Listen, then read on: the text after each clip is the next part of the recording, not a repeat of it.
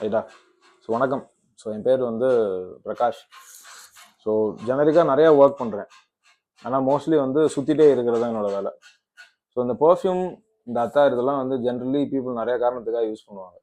So நான் use பண்ணுறது எதுக்கு அப்படின்னா என்னோட ஒரு ஒரு கான்ஃபிடென்ஸ் பூஸ்டர் மாதிரி தான். ஸோ ஜென்ரலாக வந்து நம்ம நிறையா பர்ஃப்யூம் ஷாப் போகிறப்போ ஒன்று பிராண்ட் ஓரியன்டாக போவோம்.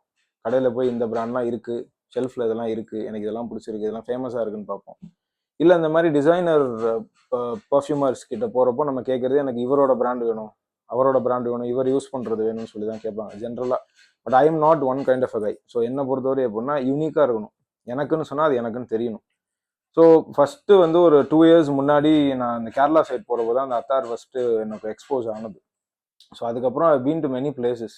ஆனால் அங்கே போகிறப்போ வந்து அவங்க எல்லாரும் எடுத்து காட்டுறது என்ன அப்படின்னா, இந்த பர்ஃப்யூம் எங்ககிட்ட நல்லா இருக்கு, இந்த சென்ட் நல்லா இருக்கு, ட்ரை பண்ணி பாருங்க, நல்லா இருக்கும், இது வந்து இவர் யூஸ் பண்ற பர்ஃப்யூம், இது இந்த பிராண்டோட காப்பி, அப்படிதான் சொன்னாங்களே தவிர்த்து எனக்குன்னு சொல்ற அந்த யூனிக்னஸ் யாரும் கொடுக்கல.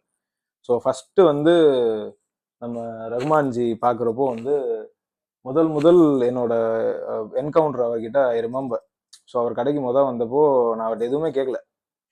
இந்த மாதிரி வந்து அத்தார் பார்க்கணும், பர்ஃப்யூம் பார்க்கணும், சொல்லுங்க அப்படின்னு கேட்டப்போ அவர் ஃபர்ஸ்ட் என்கிட்ட கேட்ட கேள்வி, நீங்க என்ன வேலை பார்க்குறீங்க, so what is your nature of work, எந்த மாதிரி உங்களுக்கு வேணும்.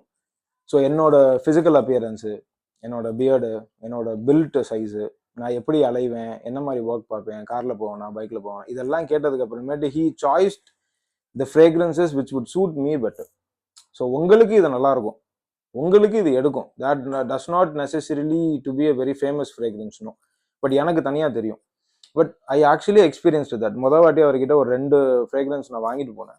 ஸோ நான் வந்து இந்த ஆஃபீஸில் வெளியில் மீட்டிங்லாம் போகிறப்போ முடிச்சுட்டு போனதுக்கு அப்புறமேட்டு எல்லாருமே வந்து என்கிட்ட யாரும் கேட்கல. பிகாஸ் இங்கே வந்து பீப்புளுக்கு வந்து பர்ஃப்யூம் அப்ரிஷியேட் பண்ணுற ஹேபிட் கிடையாது. பட் பக்கத்தில் அவங்களுக்குள்ள பேசுவாங்க, நான் இங்கே கிளம்புனதுக்கப்புறம் ஒரு நல்ல ஃப்ரேக்ரன்ஸ் போச்சு, யார் போட்டு வந்தது அப்படின்னு சொல்லிட்டு. ஸோ அந்த அளவுக்கு ஒரு மார்க் எப்போவுமே இருக்கும். So I always seek individuality, ஒரு யூனிக்னஸ் இருக்கணும்னு சொல்லி. ஸோ அந்த யூனிக்னஸ் வந்து எனக்கு கொடுத்தது வந்து இவர் தான்.